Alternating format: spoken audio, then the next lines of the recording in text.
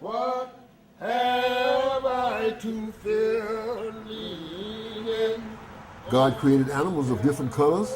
I think he did the same in human beings. Oh, I have blessed peace with my first experience with, shall we say, discrimination of a sort was with white children being bused to school. But black children had to walk to school. It was a walk. We lived about 4 miles from school. I remember my parents being very impressed. My father really admired this man. Doc was the only real source of treatment for any of these animals. Gradually, of course, they began to go to Doc in spite of the fact that he was black. So he was like a part of our lives. He was a professional person in the community, just like the lawyer was or the doctor was, but he lived across the tracks. In Colored Town, yes. Most everybody I knew were just really thrilled that we had a good veterinarian come to town because of our animals. You remember Carter from school? Well, of course. I thought you did. Good heavens. A lot of us fellows that were around there, he gave jobs and he tried to help. He just did many things for the community. I took him in my clinic when he was 6 years old. I remember when I first met him, he had the 2-headed calf that he delivered, and these heads were pickled in a barrel out on the back porch area, and that's when I first met him. And he had the biggest hands, and he was the tallest man I had ever seen. And my daddy said to me, whatever you are taking in a financial way, whatever you are doing is because of God. He said, you get yourself in church, and I want to help you no more. It was Mama and Daddy's plan that Daddy would make the living and Mama would raise us. He heard about Poto through a county agent. And the guy told him this area, Poto, Oklahoma, is called Little Dixie. He's like, I can't send you there because it's just not no black people there. That's Little Dixie, quote, Little Dixie. Of course, being black, we all know what Little Dixie entailed. You know, all the way through Poto High School, there was never more than 3 African-American kids in my class. There are always a few small individuals in every crowd, but by far and by large, the majority of the individuals were good people. Poto, Oklahoma, founded by French fur traders. County seat of LaFleur County, ceded in perpetuity to the Choctaw Nation until railroads and rich coal deposits led to an influx of white Southerners. At statehood in 1907, the Democrats brought Jim Crow. When John and Doris Montgomery moved to Little Dixie in 1951, separate but equal was the law. And the drama of him putting each one of his children into the public pool and integrating it that day never left me as a profound experience and affected my own life in a lot of ways. I can remember, although I had a happy childhood, that was facilitated because of my mother. I can still see her now. If I shut my eyes right now, you can see that hill as it comes to a crest when you get to 1210 Dewey. That front door that overlooks that lawn, I can see Doris Montgomery right there, right now, looking out that door, watching for me walking up that hill. And sometimes I would have a big smile on my face, but oftentimes I would have a look of discontentment on my face because one of my playmates had slipped and said nigger. My brother and I would always ask our parents, now, why is it that Poto, Oklahoma is the only place that you really feel like you're very smart, Daddy, but this is really the only place? You know, it was kind of being facetious, but kind of true, too. So I didn't feel I was just, as a kid, I was just trying to maybe have a date once in a while and kind of have some semblance of a normal teenage upbringing. Oh, Mama. I'd come in, she'd set me down at that table, and I'd tell her what happened. The teacher said this, and one of my classmates said that. Again, I just praise God because I can still see that stack of Ebony and Jet magazines that she kept in the house. She kept a subscription to Ebony and Jet magazine, and she would get them and open them up. And she said, let me tell you something. She said, look out that window right now. You see that yard full of folks? Those folks coming to your daddy because he's a Tuskegee veterinarian. He was trained by George Washington Carver. Booker T. Washington formed Tuskegee, Alabama. And the world is so much bigger than Poto, Oklahoma, John too. And one day you're going to go off to college and you're going to go to Prairie View, or you're going to go to Tuskegee, or you're going to go to Howard University. And I mean, I'm 7, 8 years old, and she's telling me about Howard University. Or you're going to go to Morehouse, and you're going to be an Alpha Phi Alpha. I'm not an Alpha, I'm an Omega. You could have easily gone crazy being raised in Poto as a black child. We didn't have a civil rights bill at that time, in 1951, when we came here. But that was a challenge. That was a great challenge. And I just couldn't wait to get here. Now, some of these people, let's say a family member might get ill, become ill. They might not take that family member to the doctor. But this is a big coon hunting and wolf and coyote hunting. They call them wolfhounds. And they run coonhounds and wolfhounds, and it's a big deal. And that's a lot of these old boys that weren't doing a damn thing. They were damn sure out there running coonhounds, you know. Well, you let a coonhound get sick, now that coonhound's got to have some treatment right now, right away. I was kicked by a mule, and I know that was my fault. It was the man told me, he said this mule wouldn't kick for anything. Knocked me about 10 or 15 feet back. And I couldn't get up when I got on the ground, and so I told him, I said, call an ambulance. It took me over to Sparks Medical Center. Sparks Medical Center, no, we don't take no blacks. So they sent me to St. Edwards Enforcement. St. Edwards. And I have a dear love for St. Edwards. You're standing in need of prayer is the one I'm trying to find. Amen. Amen. It's me. It's me. Hey, y'all, it's 5:01 in the hymn. 9:01. Not my brother, not my sister, but it's me, oh Lord, standing in the need of prayer. Not my brother, not my sister, but it's me, Okay, oh here's the word Lord, nigger, which is very offensive to black people. But it was a common word used throughout the South. And this is Little Dixie, and was used here, and a lot of people still use it today. And I always use the opportunity to address that. I wouldn't let that go by. I would tell them, I said, you said something that's quite an affront to black people. I said that Webster's dictionary says that nigger is a person of low moral character. Well, Doc apparently gave it a lot of thought, and he just decided if he went out and somebody had an animal named nigger, he'd just charge him double. It is an insult to black people, and I happen to be one of them, that you just changed that animal's name to Chigger. And I don't think the animal would know the difference. I think the animal would give you the same response. He didn't tell him that. He just charged him double. Well, the word got the word around, and they found out that that's what he was doing. You've never seen so many black animals, their names changed to Blackie or to Black Beauty or to Brownie or Trigger or whatever they want to call them. And I never had one who didn't apologize, except one. I didn't correct one man. I'm gonna tell you about this. One Sunday afternoon after church, he was waiting here for me. And he said, I got my car, might be dead by the time we get back out there. He said, I just need you real bad if you'll hurry.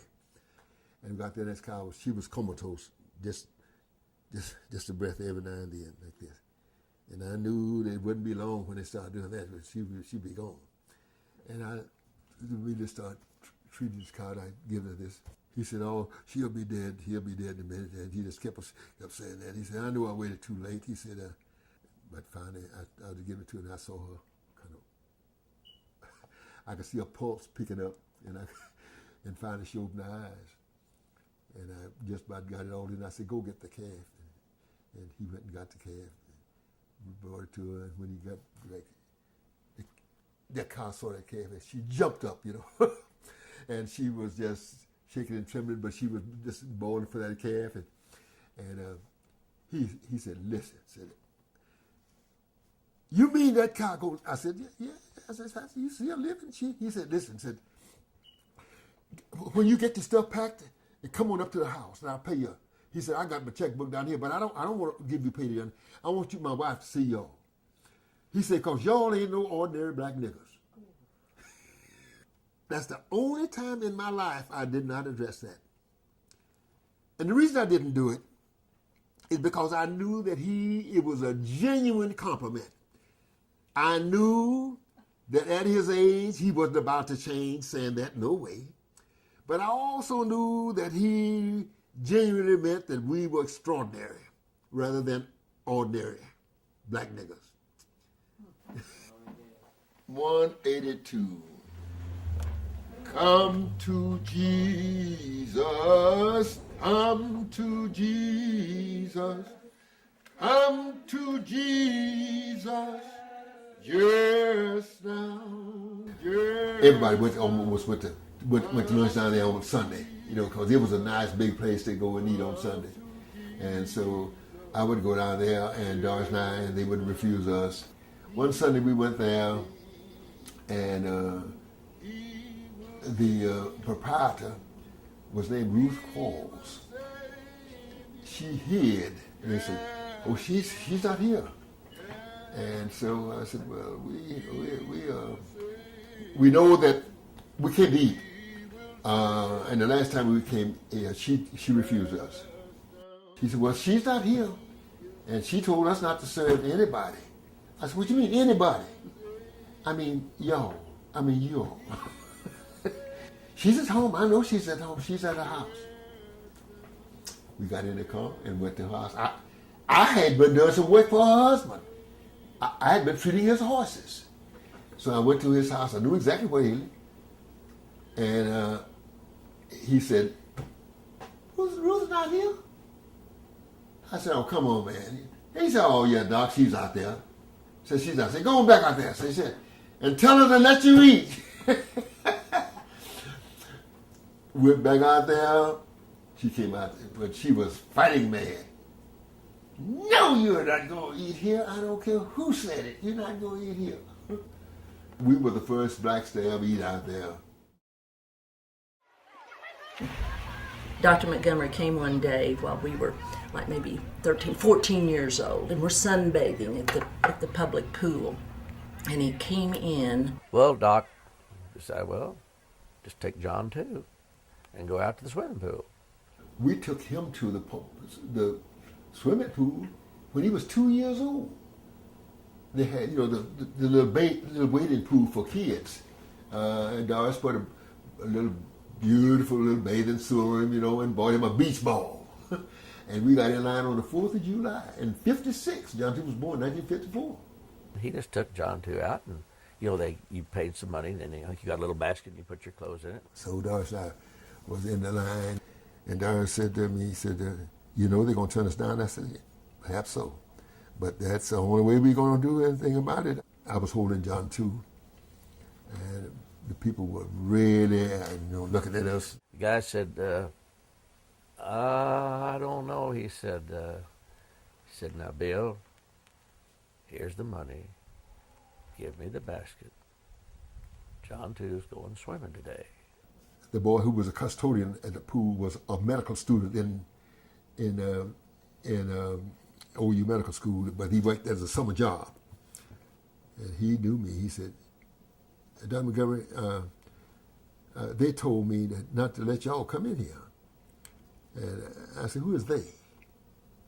He said, "The City Park Board. Mr. Twyman is chairman of the City Park Board."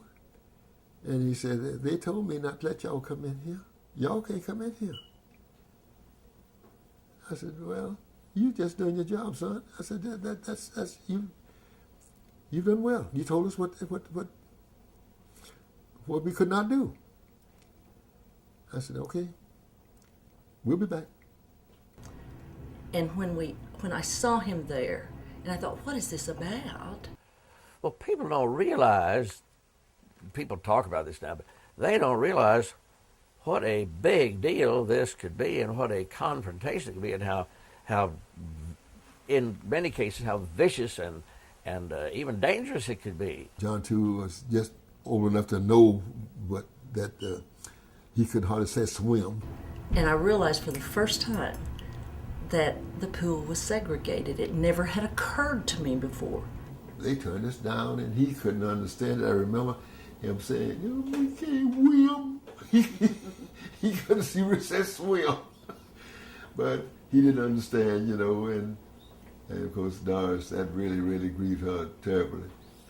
So I came home and I called my lawyer. I was using Alphys Vaughn at that time. Alphys, he really enjoyed controversy. He enjoyed not physical combat, but just stirring up the water. I love to sue my friends. He said, I'll sue the hell out of them. He said, but he said we might not have to do that. He said, I'll tell you what, I'm gonna get an appointment with the city park board tomorrow. And I said, well, you tell him I want to see him tomorrow night. He said, yeah. I said, the city park board, is that enough? He said, I'm gonna have the city council and the city park board there. We'll have both of them.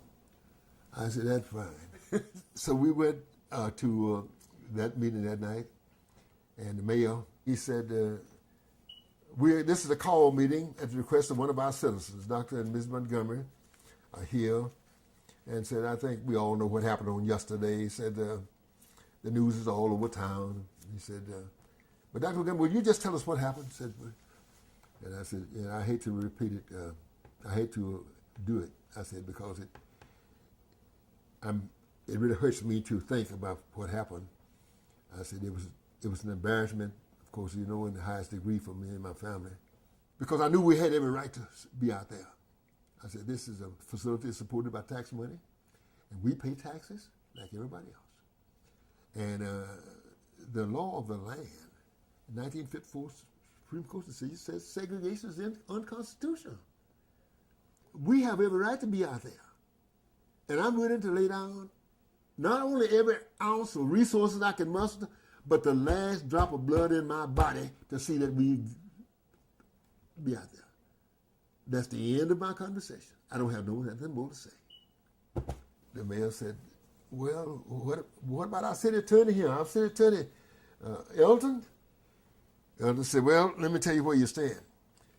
He said, you don't stand on any ground at all. He said, and I tell you what, if you don't let them in there, I'm resigning tonight as your city attorney because I can't defend you. So the mayor said, well, I think we ought to have a vote. All in favor of letting them in? Well, let's stand on your feet. Everybody stood up except one man. Carmack was his name. He was on the city council at that time, and he said, the next thing I know, they'll be married not good. But anyway, he didn't vote for it. But everybody else did. The kids were going down here swimming in what we call a slough. It was an offshoot of the river that would sort of dry up in summertime, and it left them a kind of a place that they could swim in. It was really, the water was filthy and dirty, and came home. There was about 32 bathing suits. 16 for boys, 16 for girls. They went down there, they had on decent clothes. Kids in the neighborhood. When so many at one time came, it was planned. It was felt that was planned. This was a checkout station. They'd come in, bring the bathing suits here. Doris would wash them and have them ready for the next day. Not one incident. Never had a single incident at all. It was resented in a way, I'm sure. Was there any more trouble with that? Not a single time. Because kids didn't care. Kids didn't care. Kids didn't care. That's right. Kip and I went to high school together. Kip and I were competing for a position on the team, a linebacker spot. When the starting lineup came out, they had me alternating. They said that we were tied. But in my heart, I knew I was better than Kip. My dad was watching practice, and I knew that he was watching. And I said, Daddy, I'm better than Kip. He said, yeah, I seen you practice. He said, and I know you're better than Kip. He said, but I'm going to tell you something. You're not way better than Kip. and the light came on. He said, you have to understand something, son. In this country, you black. And in this country, you got to be way better. He said, you see why this yard is full from the front of this door out to Dewey and cars parked all up here on the grass? He said, they up here because I'm way better than the next veterinarian that they can go to. I brought Bruce home, and my dad's test to see if anyone is any count is to put my poor husband, who doesn't know anything about a horse, doesn't know anything about a cow, and barely has had a dog growing up, on the head gate working a herd. And he said, okay, boy, you get up there on the head gate, and you better to catch those cows when they come through. And he did a good job. So my dad's test, because Bruce didn't let any of the cows get through, he was going to make a good husband. The fact that he had like a 4.0 in Tuskegee and was a pre-med major had nothing to do with it. But the fact that he could catch cows with a head gate, he didn't let any get through, he was going to make a great son-in-law. Just in case he flunked out of med school, he'd have a second career. Second career. Yeah. That's right. Yeah. That's what you call insurance. I was born in East Texas, 8 miles north of Henderson, Texas, in Rusk County, on a farm. I was the third child, born August 11th, 1917. During the cotton harvest, there was Jack, my oldest brother, and my sister, Ira C. She could pick cotton too. My mother was a good cotton picker, and she would pick until about 10:30 or 11 o'clock, and then go and cook dinner, and then be back out in the field about 1:30 or 2 o'clock.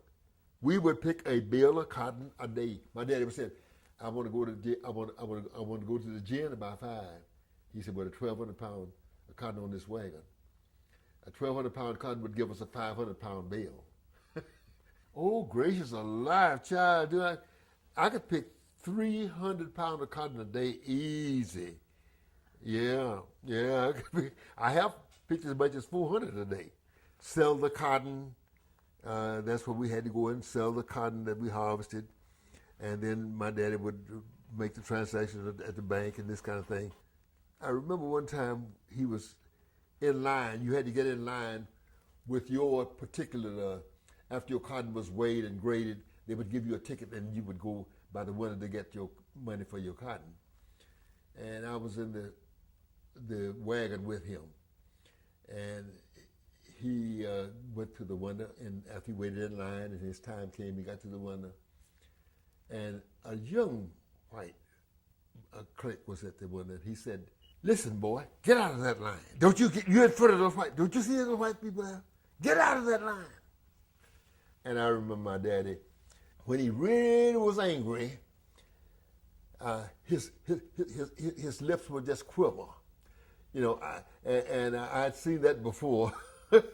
And so he said, this is my turn. I've been in line. He said, you hear what I say, boy? And this was a young white guy. And my daddy got out of the line and let the white people go. And finally, my daddy got his turn. And when he came back to us, my daddy saw me experience this, and he said to me, he said, listen, Chat, listen, I've got to take this. I got to take it for your sake, and I got to take it for your mother's sake. But you don't have to take it. He said, I want you boys to go to school, and I want you to be somebody. And I want you to be a proud citizen.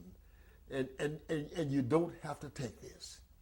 And he said, as long as I live, I'm going to try to correct it. But I might try to correct it in my day, but I want you boys to be sure to correct it.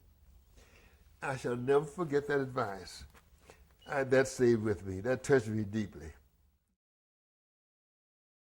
Doc Montgomery, he went to Prairie View, which was a land grant school. He took 2 years of basic, 2 years of advanced military, just like I did. He didn't get a commission. They didn't give the blacks commissions. He didn't even get a chance to go to OCS. He went in as a private in the Army after taking 4 years of military. Well, they were desperate for somebody who could do something, take charge of a group, you know, and be a person of authority. And I think in 6 months he was a first sergeant. First sergeants run the United States Army. The men live in mortal fear of getting on the wrong side of a first sergeant when they were desperate for officers. But of course, the Army was segregated. Instead of being an officer, he had the same qualifications, but they didn't give him a commission. I was stationed at Fort Lewis, Washington. I was the highest ranking non-commissioned officer who took 120 cadremen from Fort Leonard Wood, Missouri to Fort Lewis, Washington. We established headquarters and training company on Fort Lewis. After being there about a year, I was granted a furlough to come home, Doris and I. We got on the train. It's a long, long journey. We woke up that morning hungry because we didn't have any supper that afternoon. We went to the train diner. They had a diner on the train. We went to the diner, and the steward at the dining car said, "No, you can't come in here." I was Regimental Sergeant Major, Master Sergeant. He said, I said, "What do you mean?" He said, "You can't come in here." He said, "We don't serve your kind in here." I said, "Man, I've been on the train now over 24 hours, and we're hungry, and we just wanted some breakfast." And he said, no, you can't." And he stepped back in the car, and I looked. I said, "Who are these?" He said, "These are German POWs. German prisoners of war they were feeding in the dining car. We never received anything to eat at all until the following night, because the train stopped in Cheyenne, Wyoming, and I got off and went to find a grocery store. It was snowing. Bright in the corner where you are, right in the corner where you are, someone far from harbor you may guide across the bar, so brighten the corner where you are. What initiated the action was my desire in the first place to see the black kids in this community get a better education than they were getting. Grade school consisted of a two-room school. The first through the fourth was in one room, and the fifth through the eighth was in another room. The structures were not up to date. The facilities were not up to date. We used old books that were transferred from total schools. So you did get a chance to hear everything more than one time. When you were in the fifth grade, you heard all the fifth grade information, but you were also listening to what was going on with the sixth grade, the seventh grade, and the eighth grade. Mm-hmm. Because everyone was in the same room. I knew that they were not getting a good education. First place, they had two teachers up here trying to teach 8 grades. But I went up there one day to see this teacher, the male teacher. It was he and his wife. His name was J.U. Collins. He was a deacon in our church. Went in the classroom, a little girl, in the 8th grade, said, "Dr. Montgomery, you looking for Mr. Collins?" I said, "Yeah, that's exactly who I'm looking for. Where's Mr. Collins?" "Oh, Mr. and Mrs. Collins are not here. They going fishing down on the Worcester Lake, but don't you tell nobody, because they told us not to say anything about it." And it was about 1:30 or 2, something like that, in a day. I said, "What a shame." I said, that is terrible. That was what motivated me, really, and I knew that we had the Brown versus Topeka, Kansas case, and that was really the law of the land. Was segregation was unconstitutional. The next day after I went to school, I went to the president of the school board. "I've got something I want to say." He said, "Okay, will you mind telling me what's on your mind?" I said, "Yes, sir, I want to tell you. I think it's time to integrate schools." I said, "I really do. I think that this community is ready for it, and I'll do everything in my power to see that we have a smooth transition. Our kids are not getting a good education." I said, they're really not. And he said, "Okay, we'll put you on the agenda." See, they published the agenda. We got down there that night. child, every black person in this community almost was there. I was the first item on the agenda, so I said, I think this community is ready for integration. I said, and I know that we all want the very best for our children. I said, I'm sure the teachers are competent, otherwise you would not have hired them over one year. And I know I've been here since 1951. That's 4 or 5 years. And you've hired them every year I've been here. So they must be competent. And they must be competent. If they're competent enough to teach over here, then they're competent enough to teach over here. I was asking to integrate the entire system, not just the students.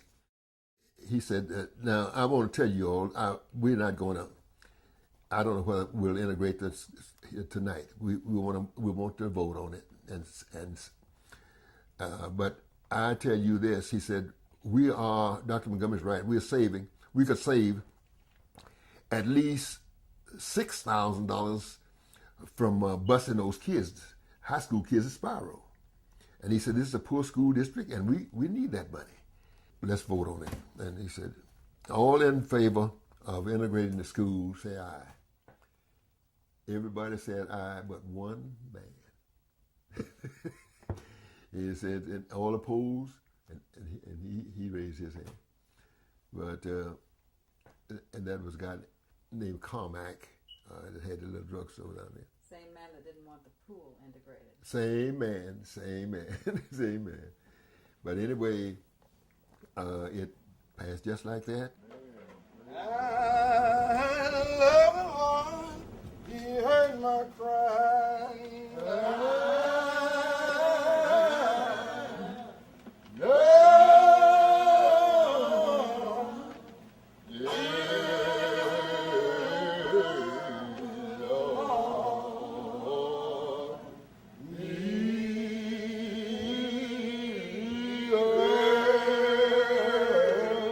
Came a great big rain that morning and left quite a few puddle holes over there on the school grounds.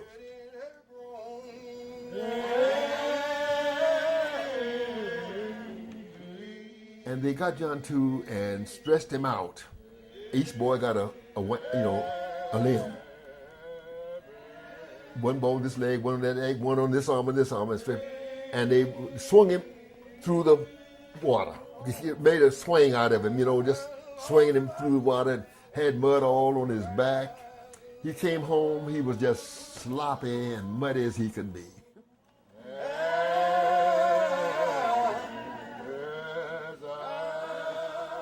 John too was trying to get him to stop, but what they were doing, they just thought, little black boy, because I knew one of the boys' father was a very, very racist person.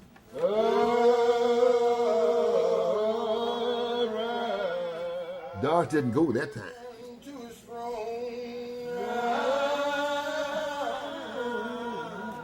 I went over there, and I was too angry really to go. I really was.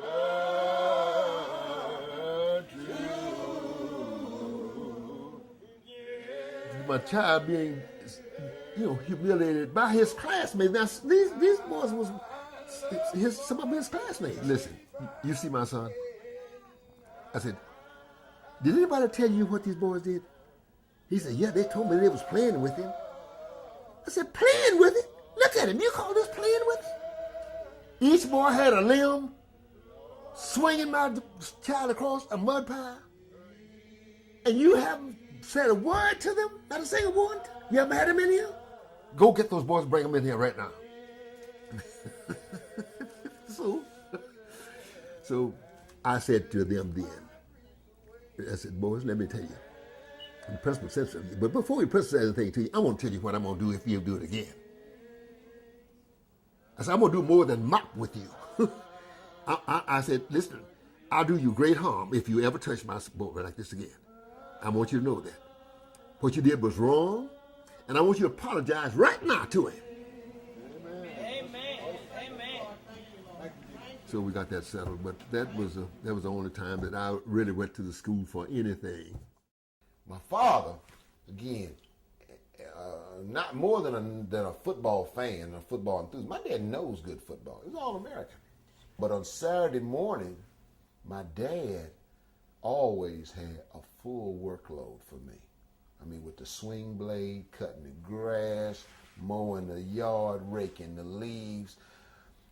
But I can remember on Saturday mornings running down in front of the TV and hoping that I could watch a little part of it, because here was the key. I knew that my dad had a full workload for me, and if it was Oklahoma versus Nebraska, or Michigan versus Ohio State, or one of the schools in the North. I'm Chris Schenkel, and today we are in Tuscaloosa, Alabama with Coach Paul Bear Bryant's Crimson Tide playing the Auburn Tigers. In here, and my dad, boy, get that swing blade in that rake, let's go. And I was like, Dad, he said, boy, the only thing black in them stands gonna be the Coca-Cola. Get that swing blade in that rake and let's go. It was the year Eisenhower was elected. It was 1952. And I could hear them arguing on politics out there. And I thought, oh my God, I mean, Fox is 5, 6.5, and he's 6'7", and the voices got louder and louder and louder, and I thought, whoo, what's going to happen? A Republican, for him, is somewhere between Al Capone and Lucky Luciano and a leper. He said, you're the only Goldwater supporters I know that aren't racist. Doris was over there. Before they turned out of school, Doris would always go in the classroom, just sort of observe a little bit, She said, all right, it's time to go home. All of the little bluebirds, get your cloaks. All the little lawyers and doctors and prominent people's children went and got their cloaks. Now she said, all you little redbirds, y'all go get your coats. And that was poor white people and the blacks. Doris said, Mrs. Giss, can I visit with you? Oh, yes, Miss Montgomery.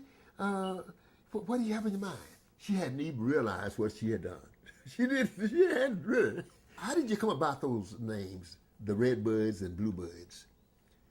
And said, I tell you, some of them are a little slower than others.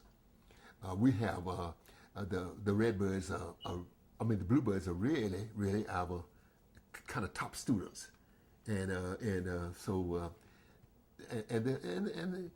redbirds, they're coming along, but they're just a little slow. Doris, let me tell you something. To categorize kids like that is the worst thing I've ever heard. I'm not speaking on behalf of just John too, but all of those little boys who are redbirds and girls who are redbirds. That is a disgrace. And you ought to be ashamed yourself for doing it. Doris was a force to be reckoned with. What you talking about, child? She was. She break it down. She make it plain to you. She and my dad were alike, and I guess that's why they had such a good marriage, because I talked about how my dad would get it down to the least common denominator. Doris Montgomery was like that too. She'd get it down, boy, to the least common denominator, just like that. And she said, you have to understand something. Your father's across that, right over there, working like a dog, because you're first priority to him, okay? It's my job to do everything to facilitate your success, okay? We dealing with enough bigotry and hatred, unmerited, unearned bigotry and hatred right up there that you ain't got to account for. I'll be damned if I'm going to have you look up some. She said, the plan is working. The plan is working. The plan is working. And that was she and John's vision, was that the plan would be working. Praise God that the plan is working. They had a plan. If I would pick one adjective to describe him, it's just a very caring person. I'll always remember that our utility room where the dryer ran at night and the hot water tank, because he didn't want his animals that he had done surgery on that day to get chilled at night. He's a great diagnostician. He could discern, what was painful on a horse by the gait it had, or on a dog just by how it was acting, and just the questions that he would ask. I really learned a lot of my diagnostic skills as a veterinarian just really at his knee. He's an excellent caregiver. Bright in the corner where you are. If everybody brightened that little corner of the world, right in the corner where you are. Pretty bright world, wasn't it? Someone far from harbor you may guide across the bar. So brighten the corner where you are. John Montgomery's life is a magnificent American success story. The Montgomerys were in the forefront of the struggle for equal rights and equal justice for all Americans. 3 universities have given Dr. Montgomery their highest honors: Tuskegee Institute, Langston University, and Oklahoma State University. At its commencement ceremonies in 1996, Oklahoma State University conferred on Dr. Montgomery an honorary doctorate in humane letters. At that time, it was the only 7th such degree ever awarded by that institution since its founding in 1891. This man has truly climbed the mountain. And tonight, he stands at the summit, a shining example of a great American and a great Oklahoman. He has overcome. It is a great joy that I present my dear friend for half a century, Dr. John Wilson Montgomery of Poto, Oklahoma.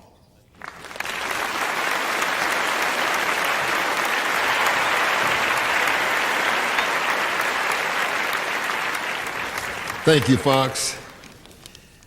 My dear friend and presenter, on behalf of my wife, Doris, my dear wife, who looked forward to being here tonight, but who went to be with the Lord on August the 20th, I accept this honor on her behalf. Because she truly was more deserving of this honor than I. She was a great teacher with so much knowledge, so much skill and refinement, so much grace. She was my best companion in prosperity. She was my best friend in adversity, a most careful preserver of my health, a faithful advisor in distress, a comforter in affliction, and a discreet manager of all of our domestic affairs. She truly deserved this honor. I want to thank all of my friends who are here tonight, and I want to thank all the members of my family who are here. I thank you, God bless you, and good night.